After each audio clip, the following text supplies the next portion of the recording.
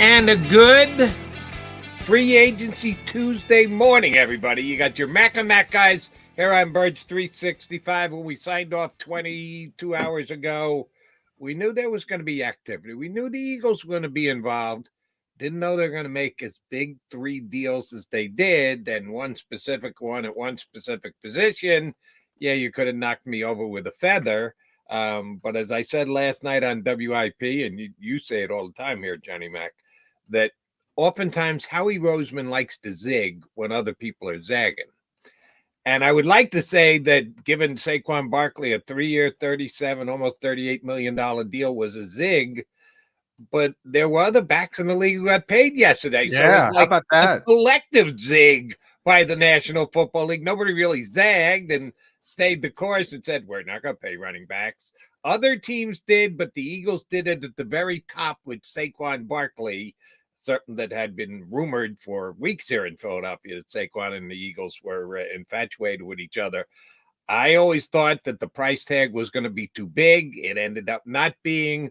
What does the addition of Saquon Barkley mean to the Philadelphia Eagles? Well, you're right. First off, about the running back market. I mean, and for the second consecutive year, the first player off the board to the Chicago Bears from the Philadelphia Eagles. Last year it was TJ Edwards. This year it was DeAndre Swift, who got over $8 million. You could have knocked me over with a feather right there. Done that he got over $8 million, and bang, you got Tony Pollard gets over, Josh Jacobs getting. And by the way, the Packers move on from Aaron Jones.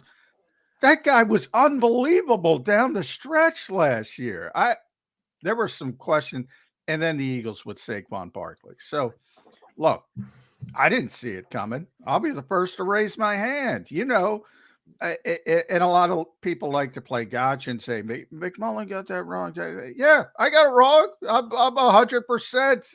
I think it would have been irresponsible to tell you people watching Howie Roseman's history that, oh, yeah, he's going to pay potentially $47 million to Saquon Barkley over 3 years. And by the way, when the contract comes in, the real numbers, it'll look a little bit more team friendly. That happens with every contract because these are agent-driven numbers, obviously, right, that come out right away. And that's who I need to apologize to. It's Kim Bialy, who's Saquon Barkley's agent. I assumed when I heard Eagles and Cowboys, I assumed right away, well, she's trying to generate the Giants to make another dumb decision and sign Saquon Barkley to a big money deal. What better way to do that than to get the Eagles and Cowboys involved, your two biggest rivals? No, the Eagles wanted the player. And I'll also go back to 2017. What have I always said about 2017 and Christian McCaffrey? Yes, the vast majority of times Howie Roseman is not going to pay a running back, but there's always the outlier. There's always the exception. Where you could have knocked me over with the real feather, Jody, is that the Eagles have evaluated Saquon Barkley and said this is an exception. And by the way, with Saquon, I'm talking about 1,500 touch Saquon Barkley, post ACL surgery Saquon Barkley. If you're giving me 2018 Saquon Barkley, I can buy it. I haven't seen that player. That's my problem. We had Jeff Kerr on yesterday, who follows Penn State football like a religion, said he's not the same guy. That's what I see. What the Eagles have said, and I checked in, and what the Eagles are saying, they're comparing the impact. I want to make this very clear. The impact of Christian McCaffrey on the 49ers last season, not the traits, because they're different styles of players, but they think Saquon Barkley can have a similar impact on their offense. And this is where I completely go in a different direction than the Eagles. I think they're wrong. I think it is a huge mistake. Huge is probably the wrong word. It's not going to matter. It's not my money. But it doesn't make any sense to me. It goes off their typical philosophy because they think this player. So everything's always, I say that all the time, everything's always about evaluation. They're evaluating that this is a splash difference making player behind the Eagles offensive line. Remember, I think it's fair, and you pointed out because you like Saquon better than I do Yep. and you have pointed out, rightfully so, that might have been the worst offensive line in football last year, the New York Giants. And they might have had worse quarterback play than that. Their quarterback play might have been worse than the offensive line. So he was up against it. I think that's fair to point out. And I think it's fair to point out, yeah, he's going to be better behind the Eagles offensive line. Jody McDonald would be better. Yeah, I can run better. But here's where you're starting, in my estimation. DeAndre Swift, 1,060 yards, Pro Bowl berth, 4.6 yards per carry.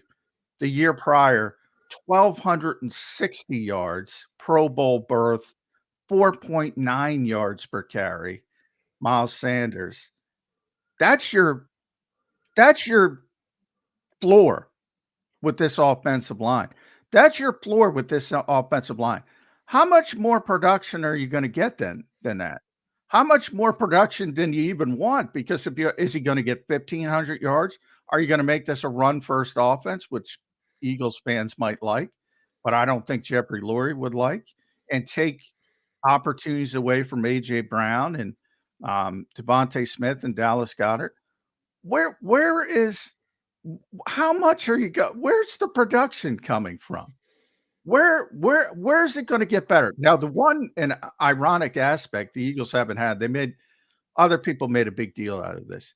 He's a very good pass protector in an era where nobody pass protects in the backfield.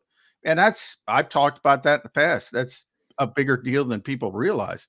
And this is a good guy, a 3-down back who can pick up the blitz when he needs to pick up the blitz. And that's an improvement. But you're not paying that trade. No. You're not paying that trade. No, I would argue that with you during the year. Kenny Gainwell's the best pass blocker. He stays in blocks twice a game. That's it. So for 2 plays, you're going to play Kenny Gainwell over Swift because he's a better pass blocker. They don't do it. They don't ask their guys to do it. So it's not that big a deal. And the fact that Saquon is better at it than anybody the Eagles had last year is nice. In many years. Right. Does it really move the needle? No, not a whole hell of a lot because they don't ask them to do it. It's great if you can do it. But if then they call a play and your job is to get out into the flat and you don't even pick a guy off on the way out, who cares? So I agree with you on that. It's an I think I think it's a little bit more important than you do because I think blitz pickup is a big deal at times, especially in high leverage situations. So I think it's a far bigger deal than you do. But you're not that's like Chip Kelly saying Riley Cooper's a good blocker as a wide receiver. All right, you're paying wide receivers to catch the football. You're paying Saquon Barkley to run and catch the football. He's better. Don't get me wrong. I want to make this very clear. He's better than DeAndre Swift. He's better than Miles Sanders. But he's going to have a Christian McCaffrey-like impact. That's what the Eagles are telling you with this move. Not traits-wise. They're not similar as, again, styles of players. But that type of impact, I just don't agree with their evaluation of this particular player. Yeah, I'm closer to agreeing with it than you are because I do like the player and I do think he was severely handicapped by the team he was playing with the last several years. And in a better situation this year, I think he'll be that much more productive for the Eagles. And at least what I heard yesterday was they really did try and keep Swift. They made Swift what they thought was a very fair offer, and he was just kind of predetermined to, I'm going to check the market. I want to go out and I want to see what I'm worth. And the Chicago Bears said, you're worth $8 million per year, which is more than you thought or I thought or everyone but on DeAndre and his agent might have thought. So it wasn't like they had to have Saquon Barkley. They wanted No, they were good with Swift. They listened to the John McMullen soliloquy you just put out there and said, it was no pretty damn good with Swift last year. Do we need to go a little above and beyond? Well, they found out that they needed to because they couldn't get Swift done. Because Swift decided to go elsewhere. The Swift didn't want to come back because he didn't like the way it was used in the offense. Now, Now and I'm sure they sold him. Well, we have a new offensive coordinator. It's going to be different this year, but he wanted to be more involved in the passing game last year, and he didn't see it. And he was like, yeah, I'll not to say he wouldn't have come back if the Eagles didn't offer him more money, but I got that in the season that look, this guy's not necessarily going to come back because I think everybody thought he's a Philly guy. He wants to be here. And I was like, pump the brakes on that because he's not necessarily happy. But they did try to get him back and obviously would have been more cost effective. That's the two things that could bowl me over with a feather. I said the first one was their evaluation of the particular player after 1,500 NFL touches. You got to throw that in there. People look at his age and say, he's only 27. Yeah, but 1,500 NFL touches. And he missed a year, essentially. A lot of traffic over the years with the New York Giants because they built the team around him. So that makes sense. And then the second part is, all right, because at the end, it became clear the Eagles were in on this thing. I'm like, they're going to have a limit. They're going to stop at some point. They're very disciplined. They always do. I bring up Marcus Williams in the past, Xavier McKinney yesterday. They were in on Xavier McKinney. The Packers just went and they said, all right, we're done. Christian Kirk.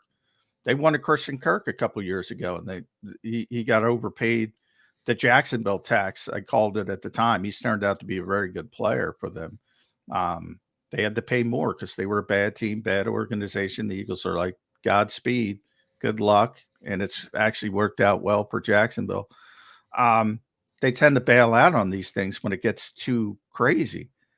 And they were the crazy ones. With this particular player, they wanted Bob Houston wanted him. Chicago wanted him, but Chicago was out early because they got DeAndre Swift at a much more acceptable price. And the Eagles went totally uncharacteristic. And as the quote I got was how he loves the player. And when he loves a player, he's going to go get him. And I'm good with that. And even though it's more than I thought the Eagles would be willing to pay, I understand what his contract is because I think of Saquon Barkley as the top 2 or 3 back in the league. And he's now the 4th highest paid back. It wasn't like he reset the market because yesterday the Eagles did reset a market. It's called guards, and they made Dickerson the highest paid guard in the history of the National Football League. So it's not like the Eagles are unafraid to set the market. They didn't do that at the running back position. There are still 3 backs in the league that make more money, even after getting the contract that you and I were both surprised by the amount of it. You still got 3. McCaffrey still makes more. Jonathan Taylor still makes more. Alvin Kamara still makes more.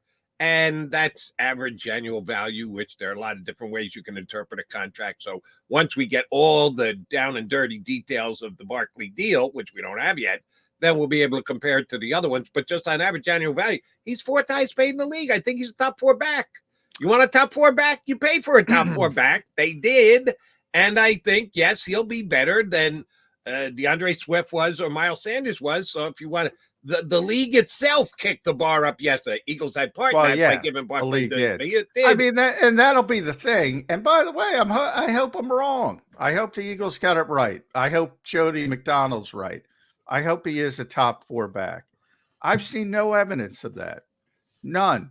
And like I said, you can put the context in of the bad supporting cast. That's fair. I always say put the context in because I don't like people when they say certain quarterback lost to certain quarterback because there's a whole lot of other people contributing. And those whole lot of other people contributing to the New York Giants weren't very good. So I think that's fair. But I think if you look at his history, other than his rookie season when he was phenomenal, and he was certainly a top 4 back. And then he had a pretty good second season, but tailed off. And then he got hurt. And ever since he got hurt, not even been close to a top 5 back in this league. And I'll pull up the PFF rankings, which are not gospel, but if you're not, you don't have to just listen to me. He was 3rd of 62 as a rookie. Big time. I mean, he was phenomenal as a rookie. And if they were getting to 2018 Saquon Barkley, I'd say, damn, that's going to be something. 2019, still pretty good, 22 of 58. 2020 get injured, so you throw that out. I think he played 2 games.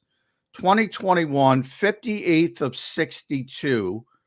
And you could throw that out even because he's coming back from the ACL. So I'll even throw that one out because he was much better in 2022. That was his second best year. It was 15 of 60, which is solid, but certainly not top 5-ish. In 2023 last year, 35th of 59. I've seen no evidence of this guy being a top 5 back other than his reputation and when he came out and his tremendous physical gifts.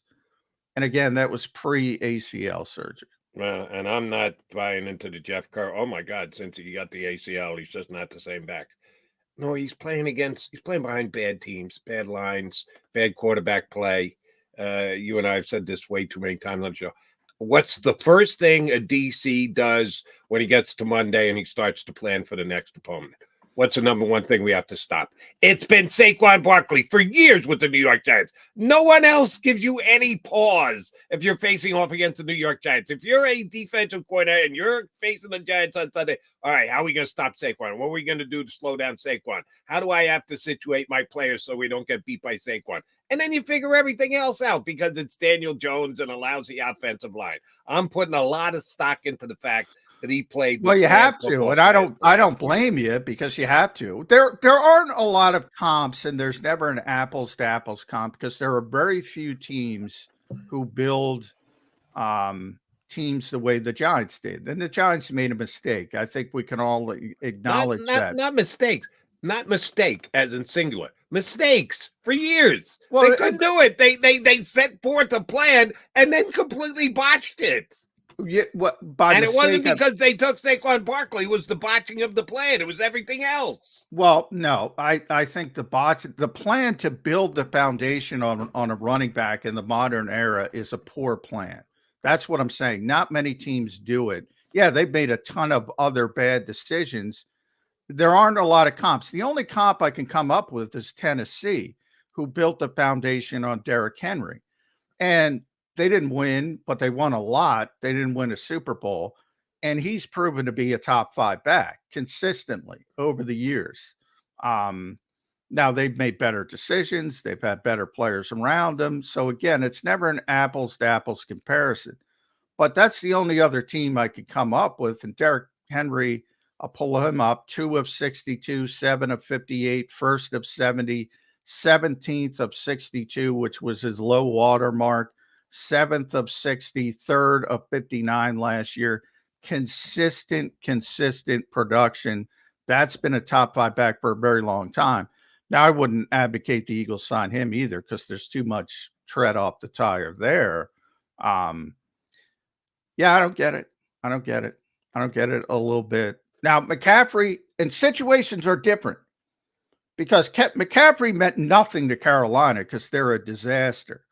With San Francisco, he means everything, but they have everything in place. The Eagles, in theory, have everything in place, so it should be much better. It's going to be much better. Johnny, I don't think you can say that everything in place when they acquired Christian McCaffrey. Brock Purdy hadn't started a game yet in the National Football League. I mean, so they didn't have everything. They didn't have the most important piece, the quarterback, according to you, who tells me that he's a game manager. So he's still a game manager. That's not the point. Deebo Samuel, I'm talking about the other skill position players. Deebo Samuel, Brandon Ayuk, George Kittle. They had all that in place. The Eagles have all that in place. A.J. Brown, Devontae Smith, Dallas Goedert. So then what's wrong if they have all that in place? What's wrong with getting Saquon Barkley, just like the 49ers? No, I'm saying that's a better argument. The situation, you don't build a team on a running back. That's dumb. That's what I'm saying. The New York Giants were dumb to try to build the foundation of a team on a running back. The Eagles aren't doing that. So that's a positive. He doesn't have to come in and be the guy. And if he is the guy, it's probably not going to be a great season. But so that part of it is okay. That's better. That's far better than New York. But yeah, I don't get this being McCaffrey was the outlier for the Eagles, and now they have another outlier, a second outlier, and it's Saquon Barkley. Which you can absolutely believe that Howie Roseman feels that way because they've He never had a definitely chance. feels that way. They've He never had a definitely- chance at Saquon Barkley. Like McCaffrey became available. They had the chance to go get him. They decided the 49ers were paying too much of a premium price and they pulled back. Saquon Barkley was never on the open market. He was never trade fodder for the Giants. Understand. So this is the first chance they ever had to show that, yeah, they really like the player. Understand. There's no doubt they really like the player. They already proved that by what they've done. This is a sea change for this organization. This is a tendency buster for this organization. They've already proven they love the player. I'm saying I disagree with the Eagles on the evaluation of the player. Hopefully I'm wrong. Yeah, you and I disagree. I For think Eagles Saquon fans' is sakes. good.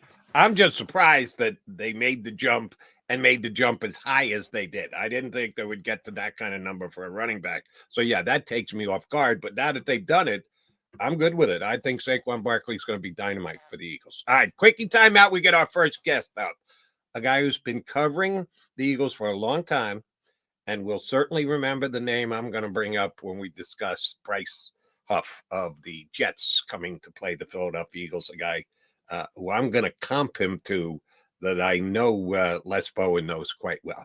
Les Bowen up next here with us on Birds 365. Stay there.